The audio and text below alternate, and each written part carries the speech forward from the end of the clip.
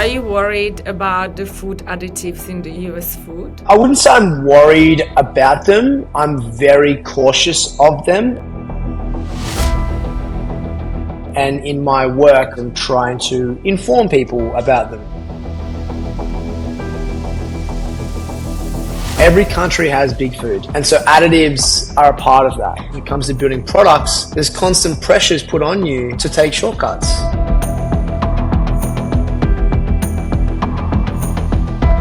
It makes things a lot easier when your partner and you share the same food philosophy.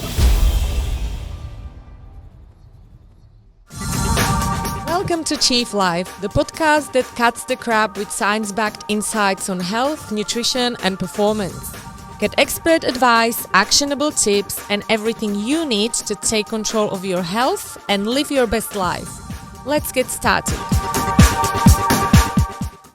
In this episode, we're diving into the powerful connection between nutrition and fitness. We'll explore the hottest food trends, debunk some myths, and dig into mindful eating to boost your performance. If you've ever wondered how to balance your diet with your training or how top athletes stay energized, this episode is packed with insights you won't want to miss. Dan Churchill is a New York City-based performance chef and published author with a master's in exercise science. Dan is a regular on the Drew Barrymore Show and Good Morning America, and it's known for colorful cooking designed to be easy, inexpensive, and highly nutritious. Dan is also an avid runner dedicated to fitness and human performance. He currently owns and operates the production company, The Epic Table. Hi Dan, thank you so much for making time for the Chief Life podcast. How are you today? G'day, mate. I'm well, mate. Well, it's starting to get a little chilly here in New York City. We've just had the marathon, so vibes are really high, which means my vibes are really high and ready to talk all things on the pod. I love it. How did you go in the marathon? What was your time?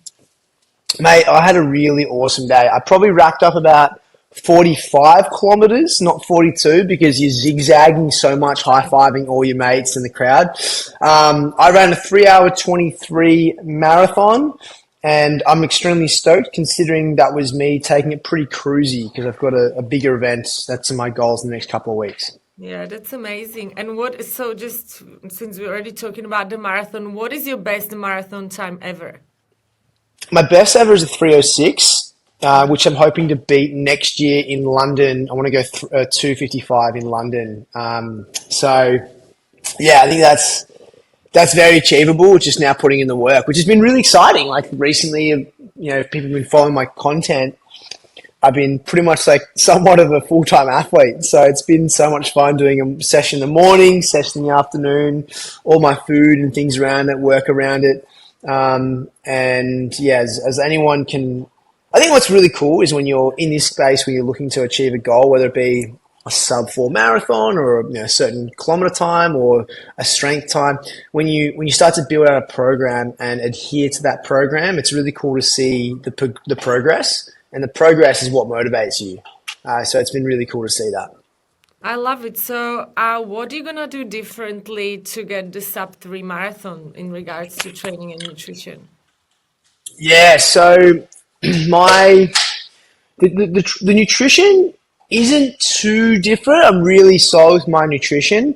But I will say my calorie intake will continue to increase as I accommodate the increase in volume. So I would say my training specifics is what I'll adjust.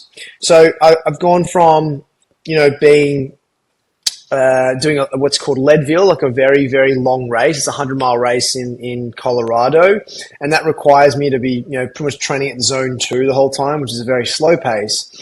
So then building into speed work. So I do 2 sessions of speed work a week on the track, which has helped me build up my ability to perform at a high level.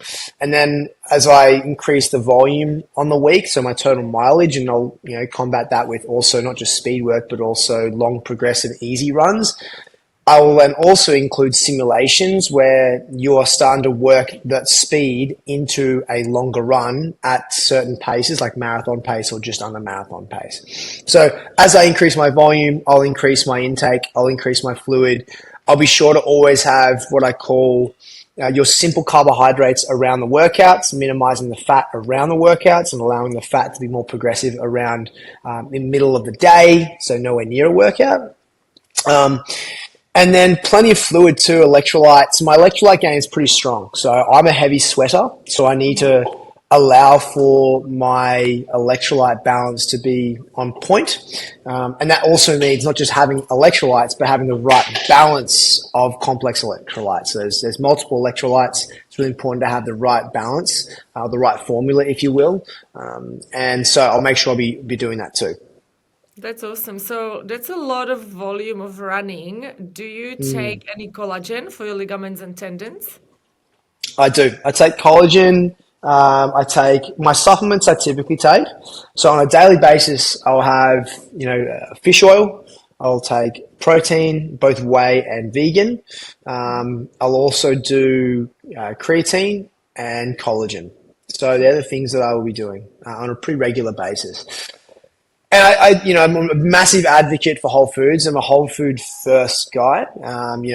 In my sport, in my profession, it's something people ask me, like, what do you think of supplements? I'm like, well, really important that you get your whole foods first. Supplements are exactly what they are. They're a supplement to your existing diet.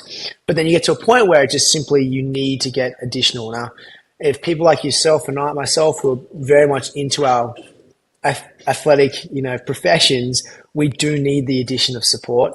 And sometimes that is not even sometimes, that is the best way to get it. It's most convenient, it's most efficient, and it's the best way our body can respond. Yeah, 100% agreed. I was super excited to chat to you today, mainly because we have very similar background.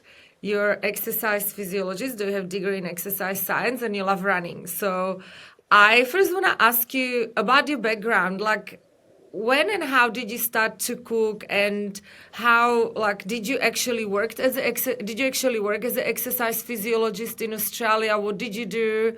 What was the beginning of everything? Yeah, so I finished high school and I love sport. And so I didn't actually know what I wanted to do. I went to a public school in the northern beaches of Sydney. And a lot of people get to that point and they may know what they want to do, or they become a tradesman, or, they go to beauty school, whatever it is. I didn't know what I wanted to do.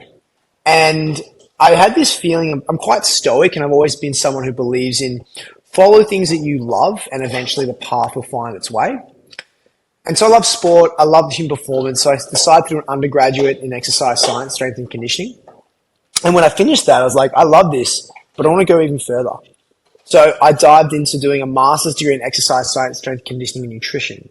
And that allowed me to then start getting internships and working professionally as an S&C coach with, all the rugby, not all, but a lot of the rugby league codes, a lot of the rugby, even AFL teams as well, understanding GPS tracking, understanding movement, ground force reaction, how to get the best strength output, how to put a really efficient periodization plan together for athletes, but also tap into nutrition. Along the way, I'd been cooking at home with my family, but I never worked as an executive chef or a chef in general. To that point, it was just simply all home cooking. But when I noticed there was a disconnect between, individuals who are athletes and people trying to tell them what to eat through, science, there was a massive disconnect that didn't relate. And so I simply came into the room and helped them understand that through the home cooking I had done and through the understanding of nutrition I had done from my exercise science master's degree. So from that, I started formulating these recipes that did really well. So I got really good response from the players, and the performance actually ensued. We saw a dramatic increase in performance. And so I started putting a book together.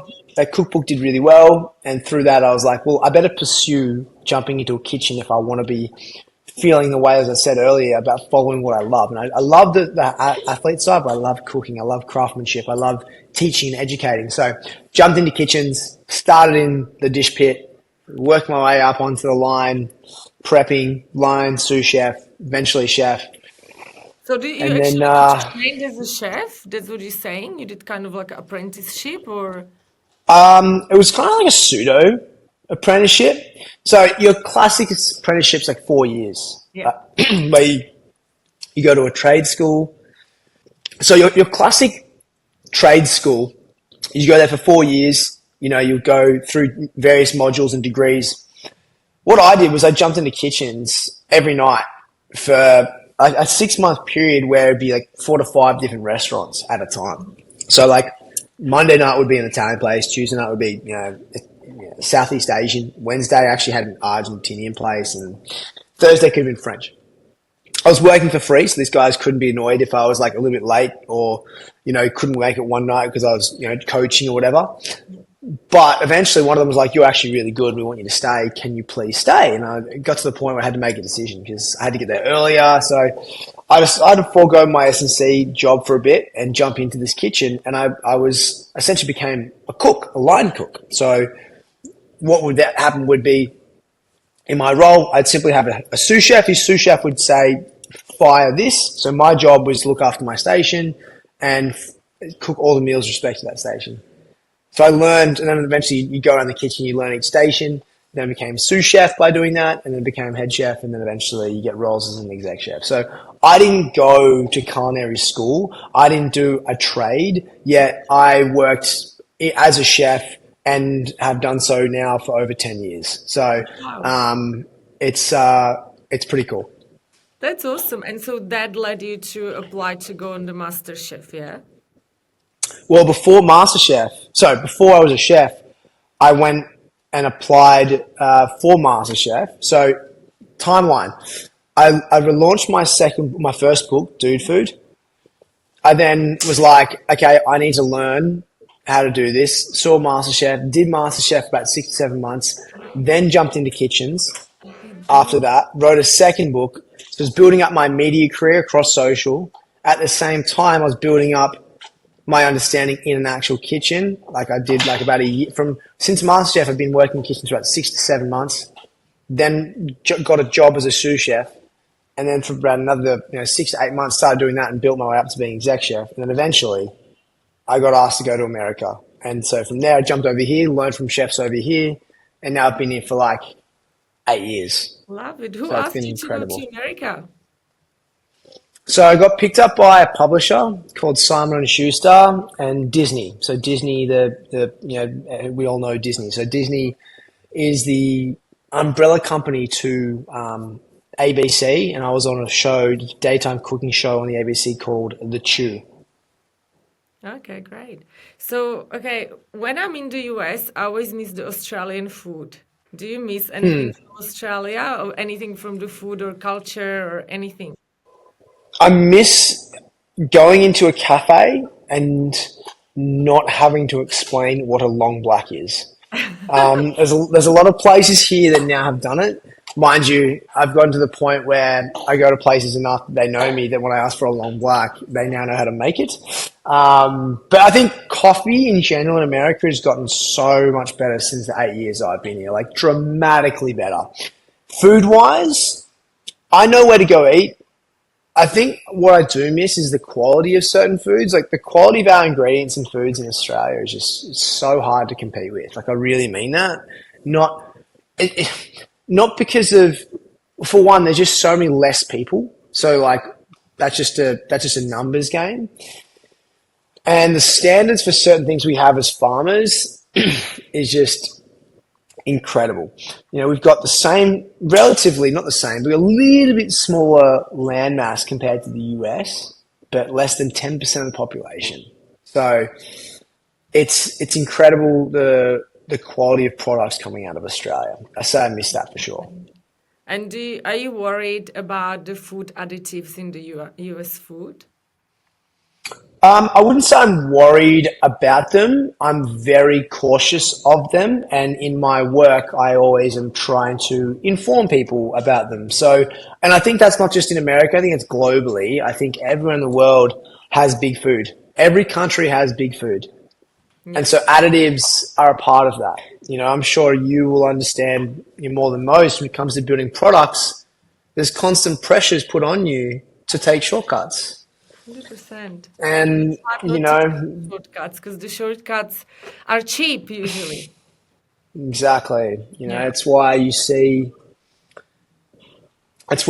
all these things taken. So effectively what I do is very cautious of what we buy. We don't really buy a lot of crap at all.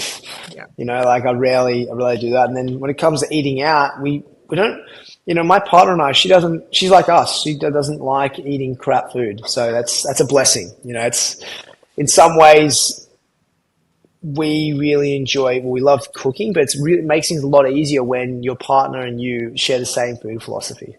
100%. That's definitely a big win.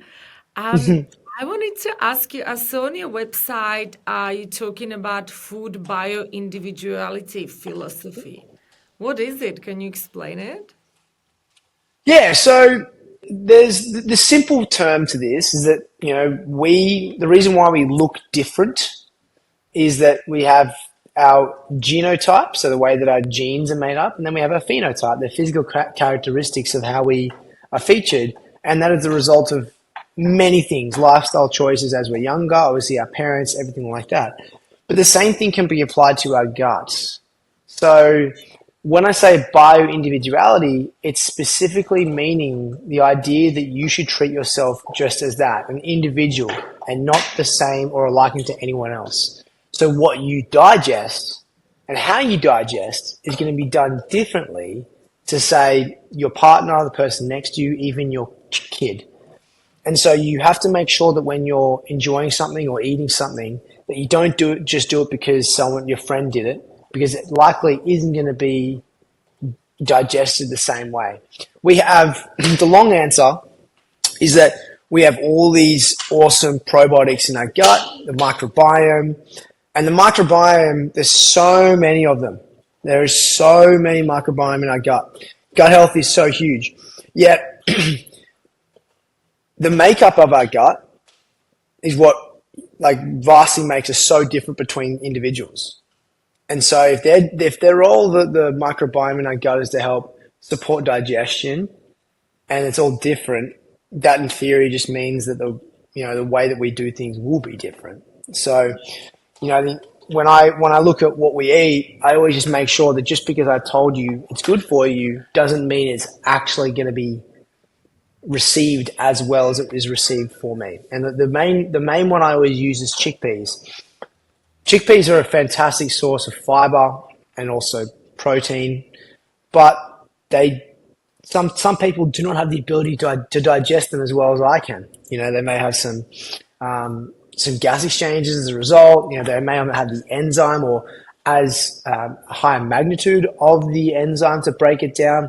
So it's just really important that when you read something or when you're following something, that still take it, that you are truly listening to your body when you are actually eating it for the first time and reflecting on if it's actually good for you.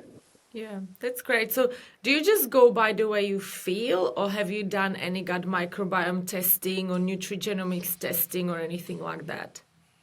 Yeah, I've done a number of testing. I always test every quarter to see my deficiencies, and I use a company that I work with over here called Hone. And what we do is we test over 50 biomarkers to see what you're deficient in. Then you can also do other tests to understand specific your microbiome that you are lacking and that you need to work on. And so that's another way you can do it. And I love that. It's the best way to do it. That's the quantitative way. I recently put in my newsletter a factor around fiber, and fiber is a really good indicator of how much you are supporting your gut and that microbiome. And I always say, the American Heart Association aims for 24 grams of fiber every day. I say you should aim for 34. And a good way to, obviously, once you understand your fiber, a good way to understand whether or not you're getting enough and if it's being efficient or not is actually looking at your stool. And you can see your lack of fiber by how your stool is either coming out irregularly or in a format that is not conducive to a healthy gut. So that's in my newsletter. People can look at that. It's called the Bristol Stool Chart. You can go check it out. Yeah, sounds good. So talking about bio-individuality, what are your individually preferred meals before and after run or before and after race? Yeah, so before a run, my run's always in the morning. So I typically have a banana and a complex hydration mix, and that's got 350 milligrams of electrolytes and 30 grams of carbs. So with the banana, which also contains potassium, I have about 67 grams of carbohydrates and 350 milligrams before my run of electrolytes. Post-run, I want to get in protein and carbohydrates, minimize the fat. So I usually have like a shake, which has got protein, banana, some sort of plant-based milk to minimize the amount of fat that's in classic cow milk, which I still love. It's got some blueberries. What else you got in there? Some hemp seeds. And so I'll smash that. But then within the next 45 minutes, after my body's got the protein and carbs, I can then have what's called my power bowl, which is, oats, full fat yogurt, peanut butter, honey, for frozen raspberries, hemp chia, and flax seeds. And that is an amazing assortment of just fiber, fat, protein, carbs, and micronutrients. And so that's kind of how I have my day.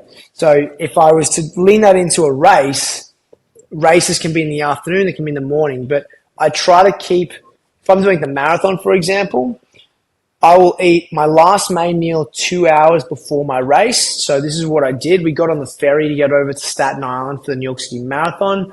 My wave went at 9:45 a.m. In a Ziploc bag, I ate at 7:45 a.m. And then before the race itself, about 30 minutes before, I had a banana and one of my gels. And so the reason for that is you want to make the slow digesting have plenty of time to actually go through. So 2 hours is good. And then right before the race, you want to have some simple carbohydrates ready to boost you. So that's 30 minutes before. Yeah.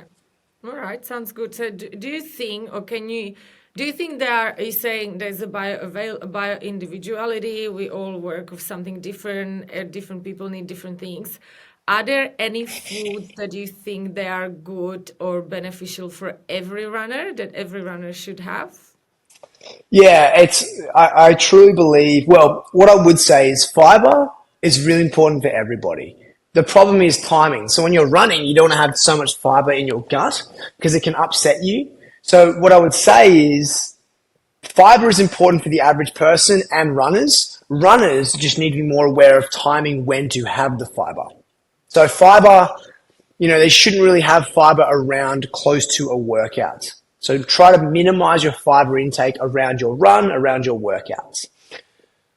With that being said, you still need to make sure you're getting 34 grams of fiber a day. So if I, for example, had my marathon afterwards, try and get some simple carbs and protein in, but then after that, I want to still make sure I'm getting my 34 grams of fiber in my main meals that are not around a workout.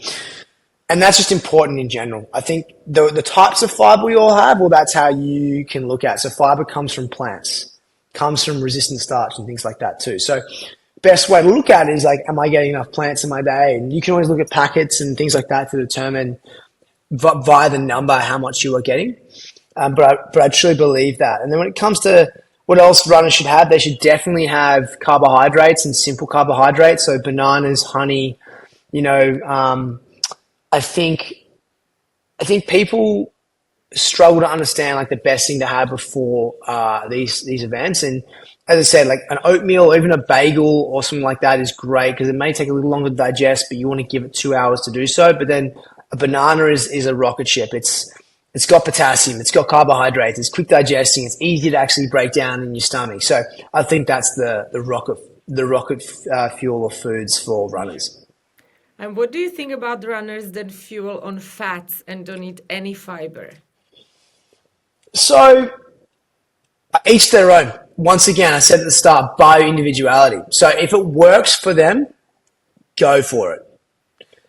I have not seen a successful long career of someone who's on fats. I will say that, and I'd love to be shown wrong. In the assortment of athletes I've worked with, if they've started out on fats and they want to continue on fats, I continue to work with them on fats. Mm-hmm. But there comes a point where you sit down and show, hey, this is your performance based on this. Do you want to try looking at carbs? And every time someone said yes, they've never gone back to fats. Yeah. So that's just the reality of that. But I'm also aware that some people feel better on fats. So like, hey, if I was to say I don't agree with it, I would then be completely going against what I said earlier about bio-individuality. Yeah, 100%. I just also think there is a big difference between someone being an athlete and trying to run really fast road marathon and someone being just like an average Joe that's got diabetes trying to do a marathon at any time and just jogging slowly. And I think that's where people go wrong because there are a lot of people that are not athletes. They're just, everyday runners, but they try to follow a nutrition advice for an elite marathon runner. And I think Yeah. that's the main misconception. What do you think about that? Yeah, no, I'd have to agree. I'd think anyone running a marathon or any race in general should be working out the right foods and the ratios of macronutrients specific to themselves. So like if you look at me and my current macro split, I've got a very fast metabolism. And so for me to tell people what I'm eating and they should follow that would be completely false. Full well knowing that I work well off carbohydrates. If someone does have diabetes or is pre-diabetic, you're then adding a whole other parameter you have to consider. I'd be someone who says, well, hang on, why don't we get you doing high intensity interval training, which provides the onset of insulin independent glucose uptake. So you don't even need insulin to get energy into the fuel into the muscles. So then there's that factor. So yeah, it's like anything. When you're looking at training and what to eat, you as an individual should respect yourself as just that, special. Your mum said you were special. It's true. So like you just got to think about the best way to that. And the factor is, what's your goal? Conducive to your goal, how much are you currently being active? What should your calorie split be? And then from there, you can work out the foods that are specific to you. Do you have diabetes or are you pre-diabetic? There are foods that you should avoid or be more cautious of, 100%. And this is not to be complicated. It's a step process. What's your goal? How active are you currently? What does your calorie breakdown look like? And then what are the foods specific to those calorie breakdowns we should aim for? Really simple. I'm not big on... Yeah, go on. I'm not big on like teaching people to count calories. Love teaching people to learn about the numbers in certain foods so they can just, retroactively just start making decisions without having to think about doing maths every day. But, I always believe there's 5 macronutrients. There's proteins, fats, and carbs. You've got water. And then the 5th macronutrient, which is micronutrients. And I just kind of use fiber as your way of marking that. Yeah. And so do you actually help people with their nutrition in detail like this? Like if someone approaches you, can you help them with their marathon nutrition, the macro splits and all that? Or it's not something that... Yeah, so I do it for the select people I do it for. And then I do it for a couple of mates on a very surface level. But we're about to bring out we'll bring out a course next year where I'll be able to do it for X amount of people over a period of time for sure. And it's something I love doing. I love sitting down, and what I've noticed more than anything with this area is one, finding out, you're solving a problem. I love solving problems. So like solving the problem for that one person and making them feel as if they truly have the ability to overcome this problem themselves without me. My job is then to help them adhere to following the right steps to solve that problem. So it's pretty cool. Yeah, that's awesome. Can't wait to see the course. I also wanted to ask, so you've been in the nutrition game most of your life, sports nutrition and Yeah. stuff. Has your approach to nutrition changed over the years as you learn? Like, is there something you used to do in the past that you wouldn't do now? Were you on like different diets or anything like that? Yeah, I've tried. I pretty much want to say tried. I think it's important for me to come with an informed experience and therefore a perspective that's not just hearsay. I pretty much tried every major diet that's out there, whether or not I did it, because I actually wanted to or because I wanted to know what I was feeling to then give an informed decision on it. That's a different question, but I wanted to try it all. What I noticed is I did a whole 12 weeks on plant-based, and to prove that you can still build lean muscle and strength on that diet, and I did. So I wanted to prove people that you could do that because people said you couldn't. So I did. Was it sustainable for me? No, not because I couldn't do it, because I just enjoy it. It left out foods that I love. So like that was hard for me. That was the part that's hard. And as a chef, if I truly love something like that, that's hard, you know? So that's not sustainable. I think the best diet is the one that you're going to live with for the rest of your life. I love the Mediterranean diet. I think it's fantastic. I went through paleo, not sustainable. Atkins, definitely not sustainable. Why? Sorry? Why wasn't it sustainable? What was wrong with it? Like, what was hard? I found that made it really hard to enjoy life. So like constantly looking at like, even if you thought a food was paleo, it wasn't because of the concept of what paleo was. And by the time food got to where it is on your plate, it's actually not paleo. So it's like, you know, even when you went to a restaurant, you actually ended up deconstructing someone else's, like another chef's meal to make it paleo for yourself. And that was really not enjoyable. If I go to the supermarket and get something, it's like, it's gone through a process sometimes that you know, just little things like that. It's like paleo chips. Like chips aren't paleo because they're not like, you know, just because they've got the same ingredients, they're not paleo. Like it's not a thing. So, yeah, it's not sustainable for me. So it's just, and that's the most important thing. It has to be sustainable. It's got to be something that you and your body can do for the rest of its life. You know, same with gluten-free. I did that for a bit. And I did that because my mum was gluten intolerant. So I decided to support her, and it was great because I got to understand very early on how to make foods tasty that missed out on certain ingredients, but it wasn't for me long-term. I love bread, you know, like, I love cooking with things that involve gluten. So I love pastry, I love pasta. I'm going to make spaghetti bolognese tonight, and I'm really excited. So otherwise I'd have to get, and that often we notice like a lot of these fads, a lot of these diets come up with genetically modified ingredients that are actually worse off than their original intent. So like, you know, you see some of the gluey substance of pasta that's gluten-free. It's actually gotten a lot better, I must admit, but this is like, you know, talking 10 years ago. So anyway, I ramble on, but the best diet is the one that you do for the rest of your life. Yeah, no, this is interesting because I'm celiac and gluten-free eating is really hard, and lots of the times the gluten-free stuff it's full of nasty ingredients. So I would love to see a releasing book on tasty and healthy gluten-free cooking. That would be amazing. You got it. Actually, the second book I did, The Healthy Cook, that was quite gluten-free. So you can check that one out as well. But I'll do another one for you. I'll check it out because celiac sucks. It's hard. Yeah, it sucks. My mum struggled for a long time, and then got to the point where we're like, even Dad's like, I'm not cooking 2 meals, so you boys have to learn to enjoy gluten-free pasta. And we're just like, no. It was like the end of the world. Yeah. Love you, Mum. Mum, you're the best. Love you. Yeah, no, poor mom. I feel her.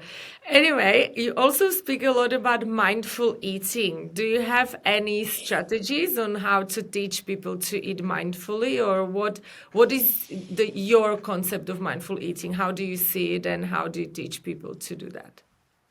Yeah, so I mean, the most of this podcast, we've kind of dived into the numbers and, you know, a bit more of the nutrition bespoke around food, right? My philosophies around that, etc. But at the end of the day, food is food. It's there to be enjoyed. Like the Italian inside of me is here to say we live to eat. You know, that's just so important. I fell in love with food, not because of solely the taste it provided, be it was a very good, you know, factor, but for the fact that it brought my family and I all together, or it was one moment in my life where I got to sit and just be at rest with myself. Now, scientifically, we do know that when you're eating and being happy at the same time you're eating, usually it is, you know, a point where the two parallel actually meet. So when you're eating, you're enjoying yourself. And it's at that moment you are releasing a few extra serotonin, endorphins, and these are fantastic for your health for a number of reasons. We don't need to go into them. But when you're eating in something you enjoy, They also help prime the body for digestion. So when I say eat mindfully, try to have that 10 to 15 minutes of your time of eating with intentionality. Try not to be stressed, because when you're stressed eating, well, when you're eating and you're stressed at the same time, your digestion will not be as efficient. You probably notice you get gas exchanges as a result. So that's a big one. But I would say that, we shouldn't neglect the power of food outside of nutrition. One, it brings people together. Two, it's the one time you get to enjoy yourself with yourself and be releasing some beneficial happiness and their respective hormones inside of you. Yeah, that's great. I love that. One more thing from your website, and I was shocked to see that your resting heart rate is 27 beats per minute. Is it still true? And so Well, is it the just about 29, it was 29 last night, so that was a bit high, bit nervous. Maybe something went on last night when I was sleeping. So, no, it does get pretty high. It does get low. It does get pretty so low. is it So I've got genetics? Has it always been like that, or do you do anything specific to maintain it like that? there's nothing intentional that I've done exercise wise that relates to me having a low resting heart rate. Dad doesn't really have a low one. My older brother recently got into the top of the 30s. It was pretty funny. He's never done that before. And my brother hates losing to me in anything. So he says he's coming for me. But yeah, look, we still haven't put a finger on it yet. It's like arguably one of the lowest ever in the world, but it's something that we put down to maybe the fitness in accordance with me also having some sort of genetic thing that maybe my great grandfather had, which didn't know. Yeah, interesting. So, based on that, how high does your heart rate go during a marathon race, during a race? Let's have a look. Let's bring up some data, shall we? I'm just checking out my Whoop. So from Sunday's race, today, Sunday, let's have a look at this race. Running. All right, so my max heart rate was 183 beats per minute on Sunday. When was Okay, that? When did I do that's that? quite high. How old are you, if you don't mind me So asking? I'm 35, and I definitely don't. Oh, that would have been. Oh, you know where that was from? That's why. So that would have been when I saw when it is. I saw it in the. I'm looking at my actual graph here, where the actual piece is, and it happened when I saw my friends in the crowd, and I was like jumping and elated and like high fiving. My heart rate spiked then. So. But yes, it does go high. I need to get better into. I need to be doing that more consistently in my high rocks. My heart rate doesn't go that high in high rocks, and it should. So it's yeah, wow. Thank you for bringing that to my attention. You're welcome. Interesting. All right, let's talk about more about running. So I think you have, because you are such a high-profile runner, you have a lot of people asking you about running and talking about them studying running and things like that. What are the most common mistakes you see people making when they first start running, like let's say training for a marathon or any race?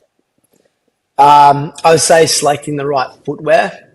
That's a big one. I think people go for what's cool as opposed to what's right for their shoe, or they similar to what we talk about with food. They pick a shoe based on what their favorite running creator has, as opposed to the one they should be having for themselves. There's that. I think hydration. I think they neglect hydration a lot. Hydration, like all it takes is 2% dehydration for our performance to be affected. 2%.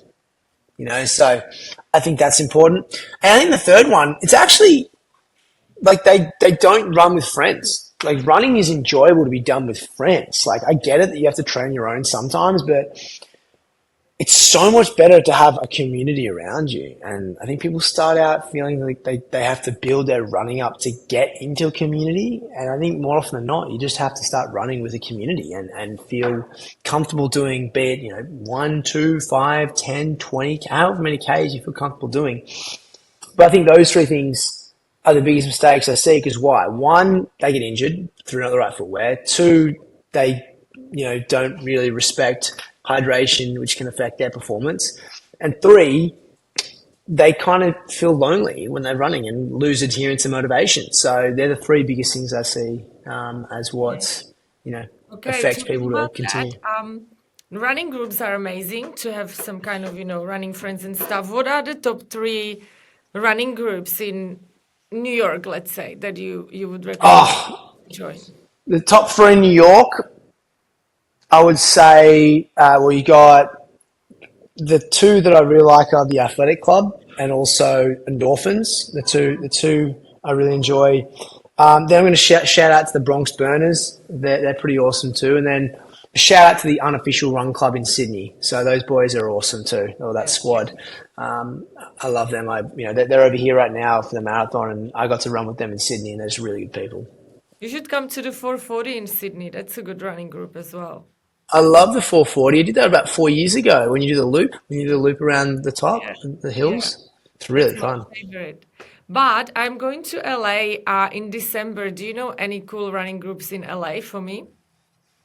Venice Beach Run Club's awesome. I think it's called Venice Beach or Venice. I think it's called Venice Beach Run Club. I ran with them. They're awesome. Okay. If you can think of any others, let me know. And also about the shoes, that was really good point for people just choosing trendy shoes instead of the shoes that are appropriate for them. What advice would you give to people, like what to do to choose the right shoe? Yeah, so I break shoes into categories. So you've got like your long, slow, easy shoe. Probably the shoe you should start on if you've never run before. Nice, easy pace, super supportive. Not super springy, but allows you to run at a pace for a longer time and gets you into running. That's something you want to look for. I think if I break that down into like types of shoes, you've got New Balance has got like the 1080 Fresh Foam. On has the Cloud Monster. So that's pretty good too. Saucony, I can't remember which one Saucony has as that category.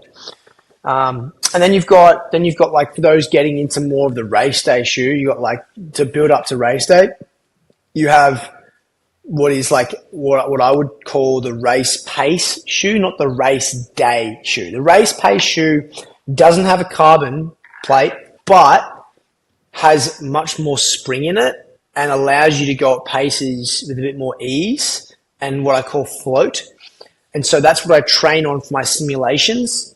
And that's kind of like your Rebel from New Balance, your Fuel Cell Rebel, or from On, it is your Hyper. Both fantastic shoes. Then the third one is your race day shoe, your Ferrari, the one that makes you go super quick. No much support. I wouldn't say spend as much time in this as, the other two shoes, but this is like, carbon, super quick, and that's like your Saucony Pro Elites, your New Balance Fuel Cell Elites, and your Light Spray from On or their Cloud Booms. So carbon plate, definitely don't run in that all day. That should just be your race day shoe. And then you've got your other two, which, as I said, the categories are long, slow run, long, chill run. So long, chill run, race pace, not race day. And then you've got race day. So 3 categories. That's a good advice. Thank you. And have you ever done any running analysis of your running technique and stuff? Do you do that? Or do you recommend it? I've checked out I definitely do. It's a running efficiency, particularly like for running a marathon or longer than 21, even like running 21 Ks. It's amazing what happens when you understand that you're being inefficient and using too much energy to run fast. When someone can tell you that adjust your stride length and change the lean in your body positioning, it has a tremendous ability to help you be more efficient when you run, which means you use less energy to go the same distance, which means you can go further at a higher intensity. So if you have the ability to, I highly recommend it. Yeah. And do you do any running specific strength training? And what do you do? How often? Tell us. Yeah, so I've got 2 sessions a week dedicated to strength for my running, and they're both respectfully they're lower body push and pull. And so one session's more heavy, one session's lighter but more specific to my stabilizers. So for example, I could be squatting one day, just heavier squats, heavier deadlifts. Another day would be lighter weights, but doing slide out lunges where you've got the barbell on your back, your right foot is on top of a 20-kilo plate, your back leg is on a towel and it's sliding up and down. So your body's like a Pilates movement, your glute and hamstring is under contraction the whole length of the movement. So that's what you want to be doing, stuff like that. A bit lighter, but work your stabilizers. That's great. Love it. That's a lot of good advice. I wanted to ask you said at the beginning that you're doing the Leadville race, the 100 mile, Yeah. and that's a trail race, Yeah. yeah? Is it your first Yeah, trail so ever? no, I've done quite a few. So this is back in August, I completed the Leadville 100. It starts at 10,500 feet of elevation. It's known as the race across the sky. And you gain 12,500 feet or 14,000 feet total. It's a really hard race, not just because the terrain is pretty difficult. You've got, there's dust everywhere. I don't live at altitude. Australians don't live at altitude. So that's a really hard one. So essentially when we set out as the challenge for this, my coach was like, look, are you going to live at altitude for 4 months? And I said, no. He's like, right, well, then we can just don't worry about even trying to perfect that. We're just going to make you strong and you have a really good aerobic base. So, and that's what we set out to do. And it was successful. So that was really awesome. I've run, a bunch of 50 milers, a bunch of 100Ks. It's a great experience. It's really, really cool to do. But I definitely think high rocks is my speed. Okay. How many high rocks have you done so far? I've done one as a partner 2 years ago, and I just did my first pro individual earlier this year. Love it. It's high rocks is taking over the world. But I'm interested, who is your running coach? My running coach is Tom Black. He's a coach here in New York City. He's an absolute legend. He's sub 2:29 marathoner. He's absolute just weapon. He's so good. So he's got me building up my speed for high rocks and also marathons, which we're really excited about. Amazing. I'll look him up. Okay, that was a lot of good advice. And I have last 2 questions for you. And they might be running related and might not. What is your favorite book? And if you can give only one advice that can be health, fitness, wellness, running, only one advice to all our listeners, what would that advice be? So I think for the first one, Stillness is the Key. That's one of my favorite books by Ryan Holiday. I continually reflect on everything he writes in that book, and it's pretty phenomenal. So Stillness is the Key by Ryan Holiday. And I would say my piece of advice to runners out there, look, this is something I continue to, repeat inside my brain all the time. The journey to 1,000 miles begins with a single step. So if you're trying to get somewhere, you just need to keep putting the reps in. Eventually it will come, but you have to be there to put the step forward. So you're already winning by taking that step. And I think a lot of the time we think we're going nowhere, when reality is just continue to show up and the results will come. That's great. Thank you so much. That was such an interesting chat and really good advice.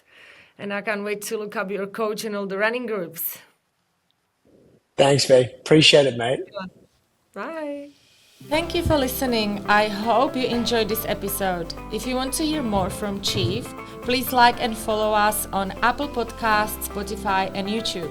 Comment below to let us know what topics interest you, and you can find us on wearechief.com.